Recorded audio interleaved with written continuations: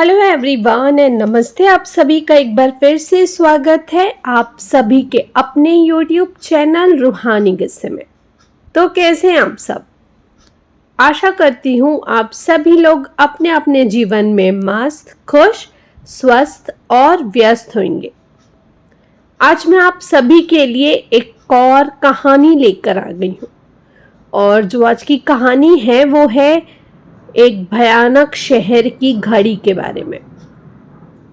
कितना आम लगता है ना घड़ी कि हम सभी अपनी डेली लाइफ में व्यय करते हैं, लड़का हो चाहे लड़की हो। टाइम देखने के हमारे काम आती है, हम लोगों को पंक्चुअल रखती है।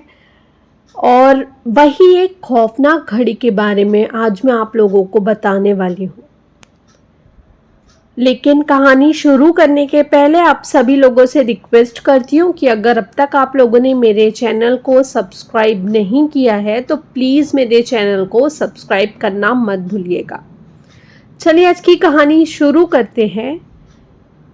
जो आज मैं आपको किस्सा सुनाने जा रही हूँ वो ना सिर्फ डरावना है बल्कि इतना अजीब है कि इसे सुनकर आपको अपनी ही घड़ी पर शक होने लगेगा।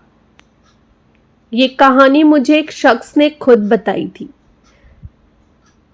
जिसने इस भयानक सच्चाई को अपनी आंखों से देखा है।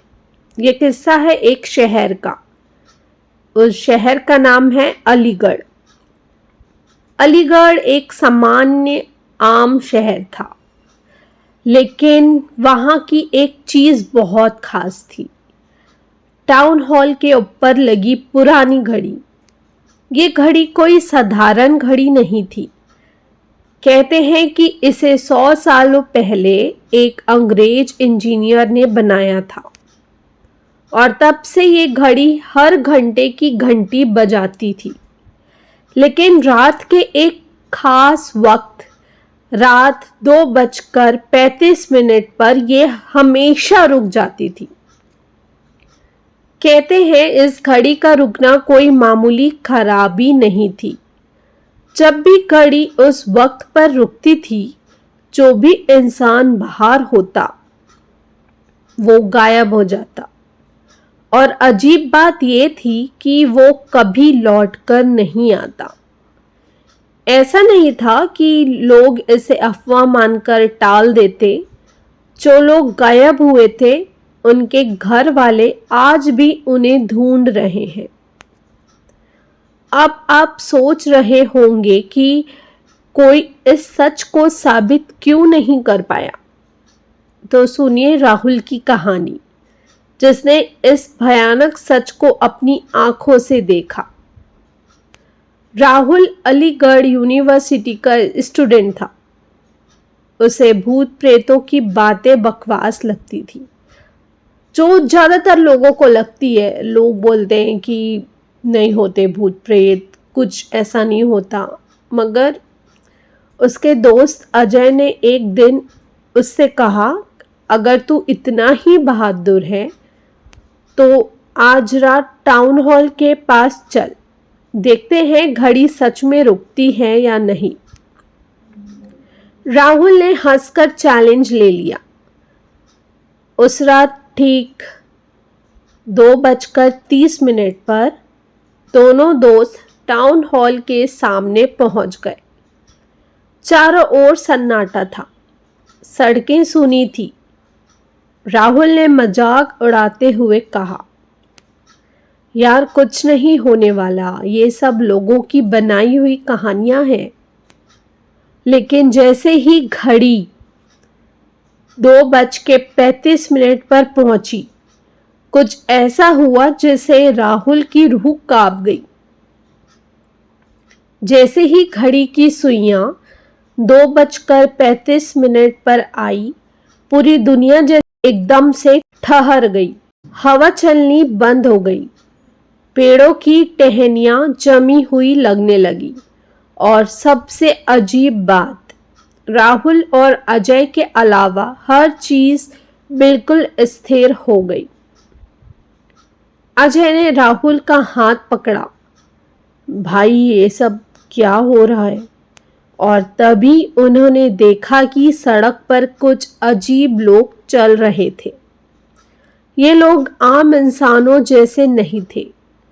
उनके चेहरे अंधेरे में भी स्पष्ट दिख रहे थे और उनकी चाल ऐसी थी जैसे हवा में तैर रहे हो।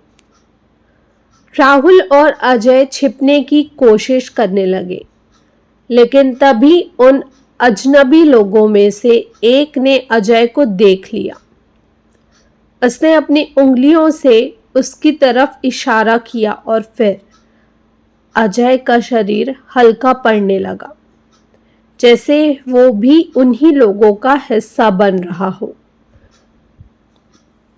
राहुल ने अजय को खींचकर वापस लाने की कोशिश की, लेकिन जैसे ही उसने अजय का हाथ पकड़ा, उसके शरीर में एक ठंडक दौड़ गई और अगले ही पल अजय गायब हो गया। राहुल की जान सूख गई। वो टाउन हॉल के बड़े दरवाजे की तरफ भागा, लेकिन तभी उसने किसी की फुसफुसाहट सुनी।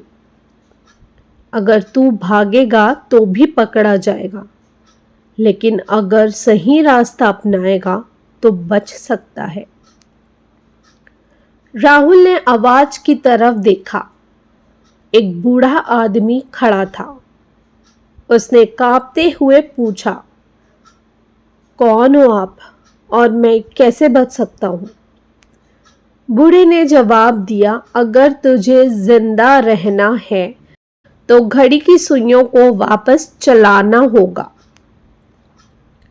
राहुल घड़ी की सुइयों की तरफ भागा, लेकिन दिक्कत ये थी कि घड़ी कई फीट ऊंचाई पर लगी थी। राहुल को समझ नहीं आ रहा था कि वो इसे कैसे छुए, लेकिन अचानक उसने अजय की आवाज सुनी, राहुल जल्दी कर वरना तेरा भी यही अंजाम होगा। राहुल ने हिम्मत जुटाई और किसी तरह एक खंबे पर चढ़कर घड़ी तक पहुंचने की कोशिश करने लगा। नीचे वो अजीब लोग अब भी उसकी तरफ बढ़ रहे थे। उनकी आंखें लाल चमक रही थी और उनकी चाल अब तेज हो चुकी थी। राहुल जैसे तैसे घड़ी के पास पहुंचा और अपनी पूरी ताकत से घड़ी की सुइयों को घुमाने लगा। घड़ी धीरे धीरे फिर से चलने लगी। जैसे ही घड़ी ने 2:40 बजाए, सब कुछ फिर से सामान्य हो गया। हवा फिर से चलने लगी और वो अजीब लोग गायब हो गए। राहुल हाँफते हुए नीचे गिर पड़ा, लेकिन अजय अब भी नहीं था। राहुल ने अगले दिन पुलिस को बताया, लेकिन कोई यकीन नहीं कर रहा था। सीसीटीवी कैमरे में भी बस इतना ही दिखाई दे रहा था कि अजय अचानक गायब हो गया। राहुल अब भी उसी घड़ी को देखता रहता है और हर रात 2:35 पर उसे ऐसा लगता है कि कोई उसकी तरफ देख रहा है। और दोस्तों, ये मत सोचना कि ये सब बस अलीगढ़ की कहानी है। अगर आपके शहर में भी कोई पुरानी घड़ी है जो अजीब वक्त पर रुक जाती है, तो संभल जाना।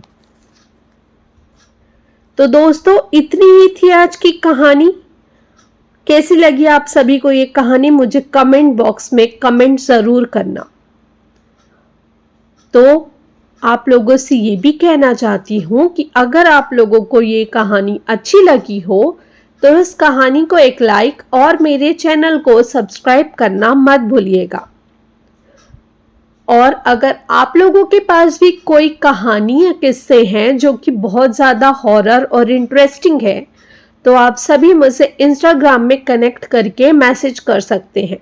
मेरे इंस्टाग्राम के पेज का लिंक मेरे यूट्यूब चैनल के डिस्क्रिप्शन में मेंशन है और मैंने कमेंट बॉक्स में भी पिन करके रखा हुआ है। तो चलिए, आप सभी लोगों से कल फिर से मुलाकात होगी एक और कहानी के साथ, एक और इंटरेस्टिंग स्टोरी के साथ। तब तक के लिए bye bye, take care and thank you for watching.